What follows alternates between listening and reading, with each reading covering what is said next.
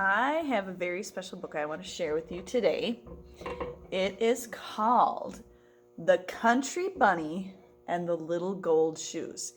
If you can tell, can you see how old this book looks? This was my book when I was little. I used to love this book. So I want to read this one to you today. It's called The Country Bunny and the Little Golden Shoes, and it's by DuBose Heyward and Marjorie Hack. I had to even tape some pages together because it was falling apart. It's that old. See all those bunnies?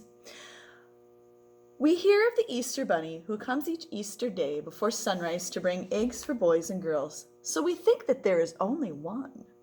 But this is not so. There are really 5 Easter bunnies.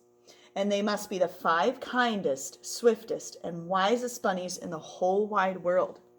Because between sunset on Easter Eve and dawn on Easter morning, they do more work than most rabbits do in a whole year. When one of the Easter bunnies grows old and can no longer run fast, the old, wise, and kind grandfather bunny who lives in the palace of the Easter eggs calls the bunnies together from the whole world to select the very best one to take the place.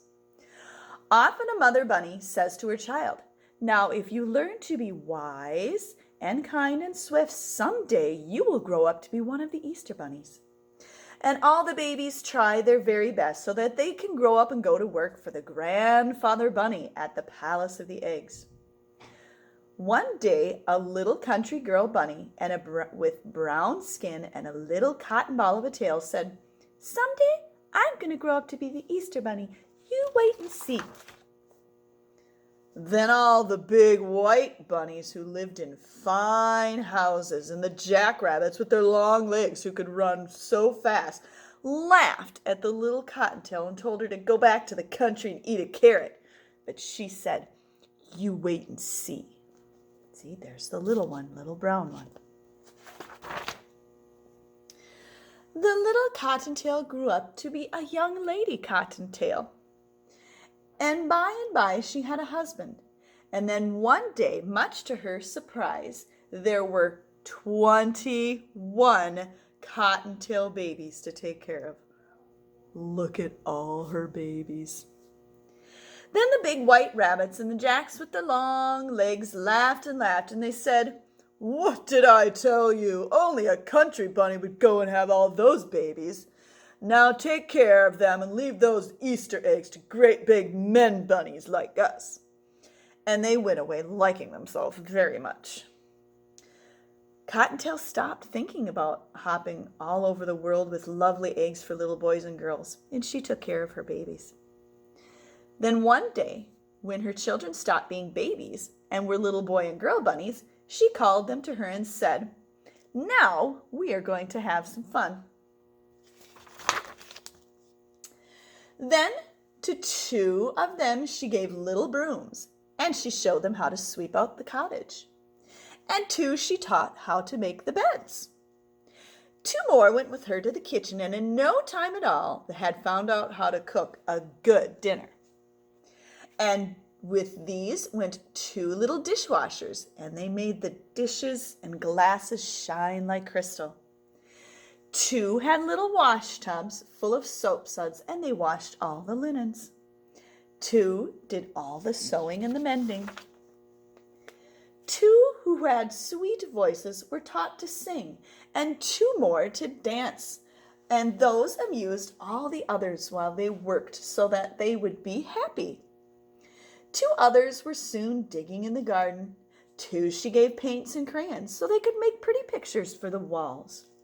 And when Mother Cottontail had given out all the tasks, she looked around, and there was only one little boy bunny left, and he was sad and lonely. Then Mother Cottontail said to him, "You are the most polite of all my children, and I shall make you the keeper of my chair. And whenever I come to dinner, you shall seat me politely at the table." There he is. Then one day, when the little rabbits were half grown up, she heard a great talk among the woods rabbits, and when she asked what it was about, they said, "Haven't you heard? One of the 5 Easter bunnies has grown too slow, and we are going to the Palace of the Easter Eggs to see old grandfather pick out a new one to take his place." So she called her little cottontails, and they all set off for the palace to see the fun. Look at them all. But their mother was sad because she thought that now she had nothing but an old mother bunny. She was nothing but an old mother bunny, and she could only look on. And that a big, handsome white rabbit or a long-legged jack would be the one to be chosen. Then when they came to the Palace of Easter Eggs, there were bunnies everywhere on the great lawn. And the ones that hoped to be the Easter bunny, they stood together. And all the others looked at them and clapped their paws. Then the big front door opened, and the old, wise, kind grandfather came hopping slowly out. And he told the biggest and those with the longest legs to show them what they could do. Oh, they jumped and ran and showed him how their pretty white fur and how they were all very fast and very clever. But still he did not pick one. And he said to them, "You are pretty and you are fast, but you have not shown me that you are either kind or wise." Then his kind old eyes looked everywhere, and at last they rested on little Cottontail Mother, where she stood with her children around her. And he called her to come right up to the palace steps. So she took her 21 children and went up and stood before him. When he spoke, his voice was so kind that she was not frightened at all. And he said, "What a large family you have, my dear. I suppose they take all your time." But she said, "Yes, when they were babies that was so, but now they are so well trained that they do most of the work for me." "Ah," he said, smiling, "you must be very wise to train your children so well. But tell me, do they always look so happy, and do they always hold their ears up so prettily?" "Oh, indeed they do," she answered. "We never have a tear or a cross word in our little country cottage. And if I do say it myself, they do carry their ears better than most bunnies." "Then," he said, patting the nearest bunny on the head, "you must also be very kind indeed to have such a happy home. It is too bad that you have no time to run and grow swift, as I might have then made you my 5th Easter bunny." At that, Mother Cottontail laughed. Then she whispered to her little bunnies. And every rabbit on the lawn looked to see what would happen, and the old grandfather leaned forward to watch. Suddenly, all of her 21 children raced away, and Cottontail dashed after them. See, look at there they are. She's getting all her bunnies. And in no time at all, she had them all back in front of her palace. Then the old, kind, wise grandfather bunny said, "Oh, I see that you are swift also. It is too bad that you cannot go to carry my eggs, because you will have to stay home to take care of your children." Mother Cottontail nodded and to the little ones, and they all formed a line, and they bowed to their grandfather. Then she stepped in front of them and said, "They will take better care of the house than I." Then she called them 2 by 2, and as she put her hands on the heads of each pair, she said, "These are my sweepers. They keep the cottage as clean as your hand. These make the beds without a wrinkle. These cook my dinner, and these wash the dishes. These tend the garden. These wash and dry all the clothes. These do the mending. These sing and dance to keep us merry while we work. And the littlest one of always pulls out my chair for me when I sit to the table. So you see, I can leave them to take care of the house until I come home." Then the wise, kind old grandfather said, "You have proved yourself not only to be wise, kind, and swift, but also very clever. Come to the palace tomorrow afternoon, for that is Easter Eve, and you shall be my 5th Easter bunny." The next evening, Cottontail knocked on the big front door and was admitted to the palace. There she is, knocking on the door. And there she stood in her funny country clothes. But none of the other 4 Easter bunnies laughed, for they were wise and kind, and they knew better. They showed her all over the palace, From room to room, piled high, were eggs of gold and silver and eggs that glittered like snow, chocolate eggs, marshmallow eggs, eggs for rich children and eggs for poor children, and for children who were sick and for children who were well, all over the world. Look at all those piles of eggs. It was always my favorite page in the book. Then, as soon as it was dark enough for the children to be asleep all over the world, the old, wise, kind grandfather gave the word, and the 5 bunnies set to work as fast as they could. First one, then another, would take up a large egg or a pretty little basket, and in a single hop would be out of the palace and away out of sight. Then, in a moment, he would be back again, and before you could say Jack Robinson, he would have whisked away again. Slowly the night wore away, and the bunnies began to look tired, but they kept returning for more and more eggs. And in the palace, the glittering piles grew smaller and smaller.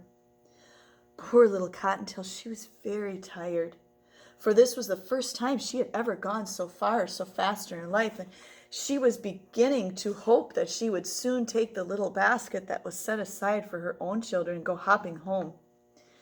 Then old, wise, kind grandfather called her to him. When she went close, she saw that he was holding in his hand the loveliest egg that she had ever seen. It glittered like a diamond. Peek through and see what you shall see, he said, and so she peeked through the little hole in the one end, and she saw a beautiful scene with a sleigh and a lake and people skating on the ice. And he said, because you have such a loving heart for children, I am going to give you the best but the hardest trip of all. Far over 2 rivers and 3 mountains, there is a great mountain peak. And in that little cottage on that peak is a little boy who has been ill for an entire year, and who has been so brave and has never once cried or complained. The mountain is so high that there is ice on the top, and it will be very hard to climb. But if you get there, you will give more happiness than any other Easter bunny. Cottontail picked up the egg very gently and went hopping away on her journey. She crossed the first river, and then the ground, and then she went over the first mountain, and then another mountain, and yet another, until at last she reached the highest mountain of all. She was very tired, and when she at last got to the bottom of the great peak, and her heart failed when she saw how high it was and how slippery it was, and all the snow on the top. But holding the egg very carefully, she started hopping up. At last she reached the ice and the snow, and now she was almost at the top, and she could see the little cottage with all the snow covered and where the little boy was sleeping. And then a terrible thing happened. Her foot slipped, and down she came. Down, down, down. She flew into snowdrift. And then she left the ice and snow rolling and bouncing against the stones, and she felt the air getting warmer. Down, down she went, and she crashed through a thicket of budding laurel, rolling across the pasture. Finally, she struck against the trunk of a great apple tree that was just getting ready to bloom for Easter. And there she lay, with the egg still safely clutched in her paw, but with a great pain in her leg. She tried to rise again because she saw a lovely pink light in the sky. Then she knew in a few minutes it would be day, and the little boy would be sad if he did not get this egg. But she tried to get up, but the pain was so bad she fell down again. And then she felt something touch her shoulder. And she looked up, and there, right before her, way off there in that distant land, was wise, old, kind Grandfather Bunny. And he smiled at her and he said, "You are not only wise and kind and swift, but you are the bravest of all the bunnies. And I shall make you my very own gold shoe Easter bunny." And he reached over, and she saw for the first time that he was holding a tiny pair of gold shoes in his hand. And he bent down and he put them on her feet. Suddenly, all the pain left her leg, and she stood up and picked up the precious egg. And then before she knew what was happening, she felt a sudden motion, and she found herself flying high in the air. Over the pasture she flew, over the laurel, over the stones, until at last when she landed, she looked back, and she saw that with one single jump, it had carried her halfway up the mountain. Then she jumped again, and there she was, right at the cottage door. Quickly, she squeezed through the tiny crack that had been left open just in case the bunny did come all that way. And in the hand of that beautiful sleeping boy, she placed the egg. Then, just as Easter morning's sun rose over the edge of the world, she quickly jumped back to the palace, where she found her little basket for her own little bunnies, and went hopping back home to give them a happy Easter. Mother Cottontail found that the garden was tended. And sure enough, just as she had said, everything was in order. The floors were swept, and there were 2 new lovely pictures hanging on the wall. The dishes were washed and shone brightly in the cupboards. The clothes were washed and mended and nicely hung. And her 21 children were all sound asleep in their little beds. And the little house of Mother Cottontail can always be told now from the homes of all the other bunnies, because in a special place on the wall, on a very special hook, hangs a pair of very tiny golden shoes. The end.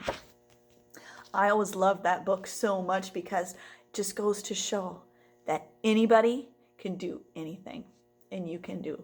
Hope you enjoyed The Country Bunny and the Little Golden Shoes.